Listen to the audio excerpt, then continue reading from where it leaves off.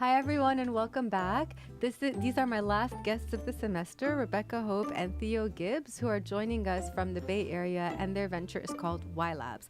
YLabs is a design firm that co-creates solutions with and for youth related to health. So tell me more about what design means. People are talking about it so much in social entrepreneurship these days. Is it something new, or is it just a new way of describing what social entrepreneurs have always done? Yeah, it's a great question. I think for us, design is nothing new in health, but I think what the latest in the latest era of way that design's being used is really elevating young people's needs, and for us, young people's needs in specific, to be able to create products and services that really have value and that are really contextually appropriate and aligned with what people need and want. So I think I'm coming from a public health and medicine background, where I think for years we've been very supply driven. Like, people need services, build hospitals, people need mosquito nets, put it out, without really thinking in the same way that perhaps the private sector does very well, which is about desirability. And when I came into the world of design, really seeing like the value of beauty and desirability in goods and services for public health, I think that's the value, one of the values that design brings. And I think the other value that design can bring is a really nice structure for engaging the people who are going to use these products and services in that kind of co-creation as well. And perhaps, Theo, I don't know if you want to say more about that, because that's a lot of what you do on the ground a lot of the time. Yeah, well, I think my background is not in public health. It's in design and innovation strategy. But I think design at the core is really interested in what do people need, what do they dream of, and what do they desire, and tapping into that. And so coming into the public health field in the past year and a half, it's been really interesting to see how, as Rebecca was saying, in the public health field, there's this concept of I already have the solution and I know what people need, and I'm going to put it out there, rather than actually seeing how does this, maybe it is the right product or the right medicine or the right service because it is responding to fundamental basic necessities of someone's health and livelihood, but there are contextualizations and changes that need to be made in order to make it not only something that people that like fulfills their need, but actually fulfills their dreams. So does that make it more expensive? Because when we look at consumer products, we look at, the one with the nicer design, I won't mention any names, is always more expensive just because it has a nicer design. Does that also apply in public health, or is there an opportunity to design for affordability? I think designing for affordability is what we have to do if we want things to be impactful and to scale. I think what the value of the design process brings to public health is the idea to kind of test things in a rough prototype form before we launch. And so typically the way that a lot of programs are designed, there are these huge multi-million-dollar grants that go to strengthen health systems or roll out better maternal and child health services. And currently what happens is the activities and the products and the materials are designed in places like New York, Boston, DC, London, maybe in the places where they're about to be designed, but that tends to be the exception rather than the rule. So we're designing products and communications and services based on assumptions or best guesses, and then you roll out a $20 million campaign without ever really having tested that with a 14-year-old girl in Kampala or an 18-year-old boy in Nairobi living in Kibera in a slum. And that's risky and that's expensive, because you can spend years rolling out products that you could have, or services or campaigns that you could have tested in 4 or 5 weeks in a very rough way and improved on. And I think my kind of rule of thumb is when we go in after doing kind of co-design and developing ideas with communities, that even after having co-designed, I'd say 50 to 60% of our ideas are either we have to throw them out or we have to redo a lot of that. And we can learn that in a very rapid, quick way over 3 weeks, rather than doing a 2-year project and then doing our evaluation and going, wait, that didn't work, let's rethink. And for us, that's too long. Like, we can't wait that long to kind of get it right, especially for young people. That makes sense. So it's about, what I'm hearing is both investing the time in the design process and making that the starting point instead of here's the intervention, now we're going to go implement it. And also at the same time, making that investment and that time for design shorter so that it can be more affordable and you can just have more rapid iterations of getting customer feedback. So speaking of customer feedback, The other question I wanted to ask you is that we hear this word co-creation all the time in social entrepreneurship. Like we co-designed with the community and we co-created with the customer. And one pushback my students always say is aren't you just using them as customers anyway? Like what's the difference between when any random private brand designs around its customers? They're trying to get people to pay for things. So A, do your end users pay for the products and solutions that you design? Is that your aspiration? And B, how is what you do different from when the private sector does it? Like, what does co-creating even mean to you? Either one of you. Yeah. Well, for me, I think that co-creation and the way that it's different from maybe what the private sector does of product research and user testing really comes down to power and empowerment. And I think at least in my personal design ethic, what I'm trying to do is not just create like more beautiful and elegant products and services, but actually shift power. And so I think like co-creation at its core, if it's done well, is about shifting the power dynamic in the room and shifting the power around who gets to say what gets rolled out or what goes to the market or what goes into the population if we're talking about a public health service.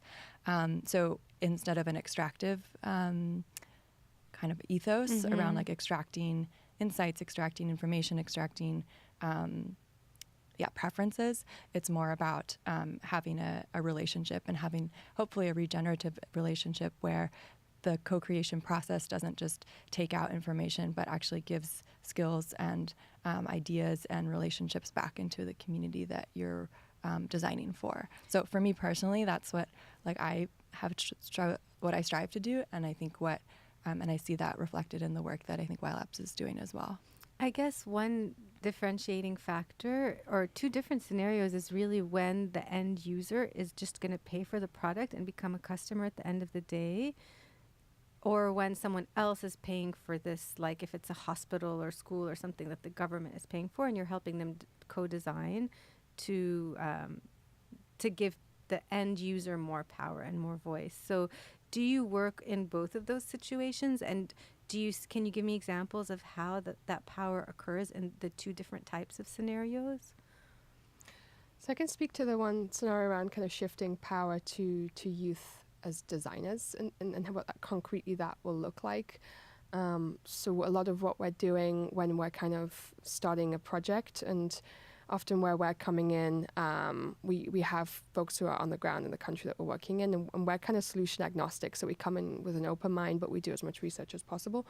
But from day one, we're looking to work with local youth, and then we'll train them in the design approach so that by the end of that they can lead the sessions and that they are speaking to young people from their communities and they're part of that decision-making process. So Mireille, who if you look at our website, there's a blog about her. She's a young leader in Rwanda who was already actively working for reproductive health and access to family planning and sex education for young people. And she's now been with us for 2 years, and she can run run a prototyping session or use a test of digital products right now. And we're kind of hoping that, through our work that we're developing a generation of leaders who can do that, because there isn't currently a lot of that opportunity to learn those skill sets in a lot of the communities that we work in. So that for us it's not just around kind of having people come to a focus group, thank them for their time, give them some incentive and buy, but then that they're part of this journey and they may help make the decisions and drive it forward. And it sounds like also it's about social mobility and their opportunity to benefit economically from whatever is being designed, right? Not just being asked to pay for it. And there are solutions that, where we're working, we work in two separate ways. One is with kind of often governments or large international NGOs who are rolling out large-scale programs with youth in mind. And the other way is that we're actually actively, constantly working with young people, like trying to identify what are your priority challenges and figuring out how we can catalyze funding to work on those priorities that young people uncover for us. So it may be that where we land is a revenue-generating model, and we're very open-minded about what that looks like. But and obviously looking very carefully at like willingness to pay and looking at what the market is doing. So one example of that is we've been doing some work over the last year on HIV self-testing, which is a new product that's rolling out, but the price point currently is very high, and there's some investment in bringing that price down. But right now we're understanding how do we design for the affordability, like where young people are at right now, and trying to balance how we meet the need that's there with a product and a campaign that's desirable, but also at the right price point. And that may be like a 5-year journey until we get to a place where the product comes down in price. But right now it might be looking at like subsidized models. So we have to be flexible and responsive, and that's, I think, where the power of design and being nimble and flexible enough to pivot can help when you're looking at to design for affordability. I love that. Okay, last question. What do you think is one of the hardest things about designing in the context of youth and health and affordability? There's so many like specific constraints other than if you're just designing an electronic product, right? For a consumer that has a lot of dispensable income. So what are the most challenging things in your experience? Or give me an example. Well, one example I'll draw from from the project I'm working on right now is that, one thing we're looking to do is empower young people to have their voice heard within the health systems that are supposed to serve them well, but often don't. And so we need to create mechanisms for gathering feedback from young people, and then how can that feedback actually get to the healthcare providers and the government, agencies that are supposed to run those facilities. But gathering feedback from low literacy populations is really difficult. And many young people, for example, the project I'm working on, 2 of the countries it's in is in Burkina Faso in West Africa and in Pakistan. And young women in particular have very high non-literacy rates in terms of text literacy, but also in terms of comfort with digital products. So when you're thinking about a scalable feedback mechanism, we usually go towards digital technologies of trying to capture feedback that can be processed and visualized and given back. But often those systems exclude the people who are most vulnerable to being left out by those health systems. So that's a challenge that we've been trying to tackle of how do we develop a feedback mechanism, a feedback literal tool that can go in the clinic that is accessible to non-literate young people who maybe have never interacted with a cell phone or a tablet before, like a touchscreen device before. And like what are the both micro elements of like the colors, the design that need to be there, but also what are the more structural elements that need to be there in terms of feeling like they have institutional permission to interact with that device. And so design is really about thinking about the micro, but also thinking about like the system that the user is within, and how can we create enabling environments for young people.